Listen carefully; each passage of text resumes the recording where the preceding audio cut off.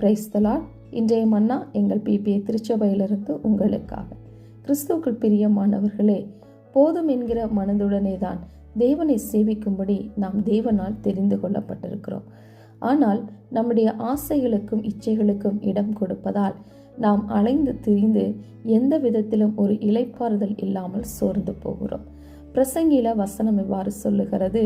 6:9 வாசிக்கும் பொழுது, ஆசையானது அலைந்து தேடுகிறதை பார்க்கிலும் கண் கண்டதே நலம் என்று. சில நேரங்களிலே ஆண்டவர் நம்முடைய சூழ்நிலைகளின் நிமித்தமாய் நமக்கு சில காரியங்களை விலக்கி வைக்கிறார். ஆனால் நாம் துணிந்து சில காரியங்களில் ஈடுபடும் பொழுது பலவிதமான கண்ணிகளிலும் சோதனைகளிலும் நாம் சிக்கிக்கொண்டு வெளியே வர முடியாமல் தேவனை குறை கூறி தேவனை விட்டு விலகி இறுதியில் பெருத்த நஷ்டம் அடைகிறோம்.